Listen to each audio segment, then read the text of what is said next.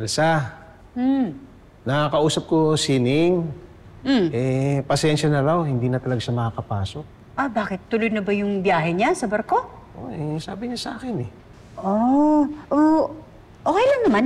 Tumawag ako sa agency no isang araw May nagre-request na ako na bigyan tayo ng bagong security guard.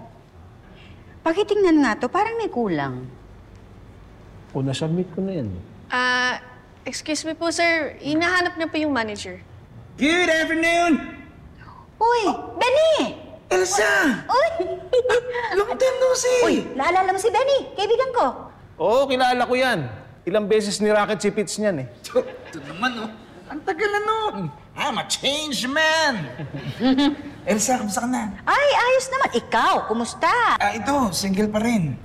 Alam naman, medyo choosy ako Bakit? Ay. Anong bakit? Wala naman po. Ay, kamusta na pala si Pepito? Ay, okay siya. Ikaw ba dun pa rin sa resort nagtatrabaho? Ay, hindi na. Matagal na ako umalis doon. Nagbibenta ka ulit ng mga sapatos? Hindi na rin. Saan ka na nagtatrabaho? Pumasok ko sa isang security agency. Ito yung address na binigay sa akin ng opisina para sa bagong assignment ko. Ikaw yung papasok na gwardiya dito? Yes, sir! Ako ang manager dito. Ay, sir! Reporting for duty, sir. Sir, ito na pala yung mga dokumento ko, sir, ha? Naku, huwag kayo maglala, sir. Nasa mabuting kamay inyong KTV dahil ako na ang security guard nyo ngayon. Kay Elsa mo ibigay yan. Siya ang may-ari ng KTV. Weh!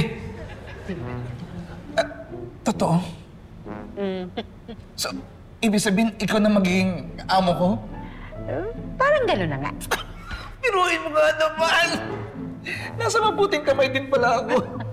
Sir, yung kamay niyo po. Ay, I'm so sorry! Sign sa parking area, siguro di mo hindi magkaka-traffic doon. Yes, sir. Ha? Tapos dito sa entrance, lagi ka dito magbabantay, ha? Huwag mo kakalimutan yan. Yes, sir. Alam mo na yung mga bawal ipasok dito, ha? Of course, yes, sir. Bawal magdala ng food and drinks galing sa labas. Bawal ang pets. At syempre, bawal ang mga deadly weapons. Yan, tama yan. Huwag ka magpapalit sa trabaho mo, ha? Sir, always ako on time. At hindi rin ako pala-absent. Ay, good. Teka, maiba ko. Patino ka na ba? Yes, sir, promise. Hindi kayo magkakaproblema sa akin. Sige, sigurado ko yun. Okay. Papakilala ko si... Okay, papakilala ko sa inyo bago natin makakasama si Benito. Si Vanessa, nakilala mo na siya. Yes, Vanessa. Si Ox ang head waiter natin. Hoy, ikaw, inaanto ka na naman, ha? Baka mamaya matulog ka sa trabaho mo. Hindi ba pwedeng humikab lang, Pat? Sir, kahit yung ganyan, sir, babantayan ko rin yung mga ganyan. Wala. Si Mar nga pala, ang head cook natin. Ay, pag kailangan mo pala ng tulong sa kusina, ha? Pwede ba rin akong tawagin? Ayos, ha? Ibig sabihin, marunong ka rin magluto? Hindi. Pero masipag akong tumikim ng mga putahe. Uy, akala ko hindi tayo magkakaproblema sa'yo. Oo nga, sir. Ba't pinangunguna mo ako sa trabaho ko? Anong trabaho po? Yung pagtikim. Trabaho niyo po ba yun, sir? Sige, lakas mo. I'm sorry! Sige na, balik sa trabaho.